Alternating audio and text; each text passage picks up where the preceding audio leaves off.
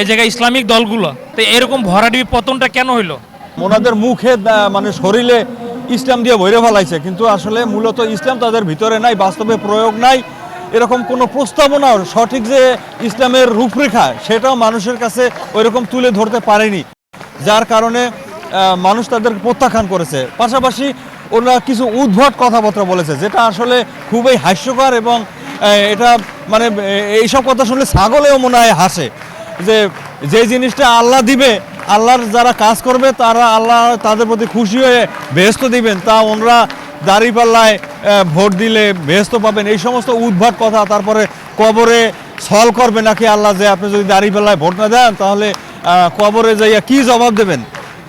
তারপরে আরেকজন ওই যে চট্টগ্রামের শাহজাহান চৌধুরী, উনি বলেছেন যে ওনার কথায় নাকি সূর্য থেমে যায়, সূর্য থেমে থাকবে ওনার কথায়। তাহলে এই সমস্ত উদ্ভট কথাবার্তা কি টান কি দুইটা বেশি দিছিল নাকি টান দুইটা কম দিছিল গাজায়, আমার বুদ্ধিতে ধরে না। এরা কি কোন নেশা করে, মানে ডেটোবার নেশা করছে কিনা এটা আমার সন্দেহ হইতেছে, যেটা কোন ধরনের নেশা করে এই সমস্ত কথাবার্তা বলে। এবং এই সমস্ত মানুষ আবার নির্বাচিত হয়েছে, এই যে শাহজাহান চৌধুরী যার কথা সূর্য নাকি থেমে থাকে, এই সমস্ত মানুষকে আবার ভোট দিয়া নির্বাচিতও করে ফেলছে, আমার ব্রেনকে ধরে না এইগুলা। তো যাই হোক, এই সমস্ত মানুষ তো সংসদে যাবে। আমি বাংলাদেশের জনগণকে বলতে চাই, আপনারা যে এই যারা এই সমস্ত উদ্ভট কথাবার্তা বলেছে, এদের আপনারা ভোট দিয়ে নির্বাচিত করেছেন, এরা তো উন্মাদ, পাগল। এদের মধ্যে কোনো ইসলাম নাই, শুধু লেবাস দিয়ে মানুষকে আকৃষ্ট করেছে, যে মানুষকে বুঝাইছে যে লেবাসের মধ্যে ইসলাম। আসলে তো লেবাসের মধ্যে কোনো ইসলাম না। দাড়ি, টুপি, জুব্বা, পাগড়ি, এইগুলোর নাম তো ইসলাম না। ইসলাম কি, এটার সংজ্ঞা আল্লাহ কোরআনের মধ্যে দিয়েছেন।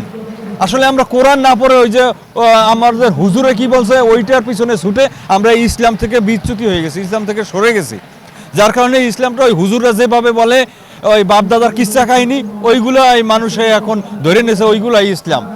মূলত এদের এই যে জামাতের ভরাডুবি, তাই এই যে উদ্ভট কথাবার্তা, তারপরে ইসলাম বাস্তবের সাথে তাদের ইসলাম আসলে প্রকৃত ইসলামের সাথে তাদের কোনো সম্পর্কই নাই, কোনো সম্পর্কই নেই ইসলাম। তারা যদি ইসলাম দাবি করে এটা তো অন্যায় হবে। কোনো একজন কে যেন একজন বলছেন যে হেফাজতে ইসলামের এক নেতা বলছে, খুবই ভালো লাগছে, যে ওনারা যাকে যদি ইসলামের দল হিসেবে ওনাদেরকে কেউ ভোট দেয়, এটা তারা পাপী হবে, অন্যায় করবে, এটা তাদের অপরাধী হবে। যদি ইসলাম অনুসারে ইসলাম চিন্তা ইসলামের কথা ভেবে তাদেরকে ভোট দেওয়া হয়, তাহলে তারা অপরাধী হবে যারা ভোট দেবে। আসলে এই কথাটা আমার কাছে অনেক ভালো লাগছে, যে বিভিন্ন কারণে, এই সমস্ত কারণেই তাদেরকে প্রত্যাখ্যান করে, যারা মিথ্যা, বেঈমান, প্রতারক।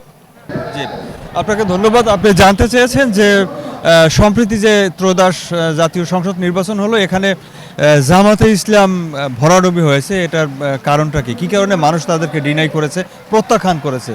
আসলে জামাতকে সবচেয়ে বেশি আলোচিত বিষয় হচ্ছে 1971 সালে জামাতের যে কর্মকাণ্ড, সেটা অনেককেই মর্মাহত করেছে। বিশেষ করে আধুনিক যারা মানে ইয়ং জেনারেশন যারা, তারা তো আসলে ওই সময়টা দেখেনি, কিন্তু যারা মুরব্বিয়ান আছে, আমার যারা মুরব্বিয়ান আছে, তাদের মুখ থেকে শুনেছি যে ওনাদের 71-এ কী ভূমিকা ছিল।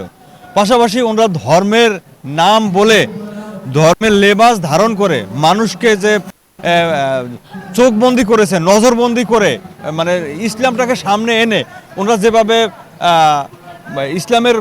ইসলামকে মুখে বলছে, আসলে বাস্তবে ইসলামের কোনো কর্মকাণ্ড বা বাস্তবের কোনো প্রয়োগ ওনাদের মধ্যে নেই। এটা এখন খোলাস হয়ে গেছে, এখন মানুষের সেটা বুঝে গেছে যে আসলে ওনাদের মধ্যে ইসলাম নাই, লেবাস আছে, কথা আছে, বক্তব্য আছে, কিন্তু বাস্তবে নাই। ওই যে একটা গ্রাম অঞ্চলে একটা কথা বলে না, যে মানে কৃষকের গরু কিতাবে আছে, মানে গোয়ালে নাই। গরু কিতাবে বই পুস্তকে আছে, কিন্তু বাস্তবে গরুর গোয়ালের মধ্যে গরু নাই। বিষয়টা ওই রকম, ওনাদের মুখে মানে শরীরে ইসলাম দিয়ে ভরে ফেলাইছে, কিন্তু আসলে মূলত ইসলাম তাদের ভিতরে নাই, বাস্তবে প্রয়োগ নাই। এরকম কোনো প্রস্তাবনাও সঠিক যে ইসলামের রূপরেখা সেটাও মানুষের কাছে ওইরকম তুলে ধরতে পারেনি। জি, এতক্ষণ যে বলছিলাম সেটা তাদের বিগত দিনের যে চরিত্র, তারা যেভাবে উদ্ভট কথাবার্তা বলেছে সেইগুলি বললাম। কিন্তু ভোটের আগের রাত্রে আমরা কি দেখলাম, মানে ভোট কেন্দ্রে দেখলাম যে তাদের একই বুথে 2 জন এজেন্ট। কেন 2 জন এজেন্ট তাদের কেন লাগবে? তারপরে ধরেন যে এই যে ভোটের আগের রাত্রে টাকার সরাসরি টাকা দিয়ে ভোট কিনতেছে কেন ভাই? আপনারা তো জান্নাতের টিকিট বিক্রি করছেন, আপনারা আল্লাহর ওয়ারাসাতুল আম্বিয়া দাবি করতেছেন, আল্লাহর মানে মোমেন দাবি করতেছেন, তাহলে আপনাদের ভোট কেনা লাগবে কেন? আল্লাহ আপনারা যদি মোমেন হয় তাহলে তো আল্লাহ আপনাদের সাহায্য করবে, আল্লাহই আপনাদের নেতৃত্ব দিবেন, তাহলে আপনাদের ভোট কিনতে হবে কেন টাকা দিয়ে? তাহলে আপনারা কিসের মোমেন আর কিসের ইসলাম? এই ইসলামটাকে কি আপনি শুধু সামনে রাখছেন? ইসলামটাকে সামনে সাইনবোর্ড রাখি আপনারা ভিতরে তলে তলে এই ঘুষ বাণিজ্য, তারপরে ওই সুদকে আপনারা মুদারাবা নাম দিয়া এটা জায়েজ করে ফেলাইতেছেন। বিভিন্ন জিনিস, বিভিন্ন কোম্পানি, বিভিন্ন সংগঠন দ্বারা আপনারা চান্দা উঠাইতেছেন, নাম দিয়েছেন হাদিয়া, আমাদের হাদিয়া লাগবে, হাদিয়া দিয়া এই নাজায়েজ কাজকে জায়েজ করে ফেলাইতেছেন। আবার আপনারা ইসলাম সমানে বিক্রি করতেছেন। এগুলা কি ভাই? আপনারা প্রকৃত পক্ষে যদি আপনারা মোমেন হয়ে থাকেন তাহলে আপনারা গণতন্ত্রের প্র্যাকটিস করতেছেন। আপনারা মানব রচিত আইন বিধানের সামনে সারেন্ডার করে তার অধীনে থেকে মানব রচিত ব্যবস্থা, শয়তানের ব্যবস্থাকে মেনে তার অধীনে আপনারা নির্বাচনে দাঁড়াইতেছেন, আবার বলেন যে ইসলাম প্রচার করবেন। আর এই ইসলাম প্রচার তো আল্লাহ নবী কি আপনারা যেভাবে নির্বাচনে দাঁড়াইয়া তারপরে দেশের কর্তৃত্ব নিয়ে রাষ্ট্র ক্ষমতায় যাই তারপর দিন প্রতিষ্ঠা করবে, এটা কি আল্লাহ নবীর চরিত্রের সাথে যায়? আল্লাহ নবী কি কোনো ভোটে দাঁড়াইছে? হ্যাঁ, কি কোনো মার্কা ছিল? আল্লাহ নবীর কি কোনো মার্কা ছিল? সে কি ভোটে দাঁড়াইছে? সে কারো ভোট চাইছে? বরঞ্চ ওই সময় আরবের লোকেরা বলছে যে সে কি বাদশাহী চায়, যদি বাদশাহী চায় তাহলে তাকে বাদশাহী দেওয়া হবে। যে কি সুন্দর, আরবের সবচেয়ে সুন্দরী নারী চায় তাহলে সুন্দরী এই মাইয়ে দেওয়া হবে তাকে। সে কি চন্দ্র চায় তাহলে আকাশের চন্দ্র সেটাও তাকে দেওয়া হবে। তারপর তো সে সেগুলো ডিনাই করছে, সেগুলো মেনে নেয় নাই। আর আপনারা ক্ষমতার জন্য উঠা পড়িয়া লাগছেন, মানবরচিত আইন বিধানের মাধ্যমে আপনারা নির্বাচনে দাঁড়াইছেন, নির্বাচন করবেন। আর যদি এটা বলতে যাই তখন আপনারা বলেন যে এটা একটা কৌশল। আরে আল্লাহ নবীর কি এই কৌশল জানতেন না? তাকে তো ডাইরেক্ট প্রস্তাবনাই দেওয়া হয়েছে যে আপনি রাষ্ট্র বাদশাহী চাই কিনা। তাই সে তার কাছে কি কৌশলের অভাব ছিল? সে কৌশলে রাষ্ট্রপ্রধান হয়ে ইসলাম প্রতিষ্ঠা করতে পারতো না? সে তো এটা করে নাই। তো সুতরাং আপনারা এই মানুষের সেবা, দিন প্রতিষ্ঠা, এইগুলো একটা ভুয়া।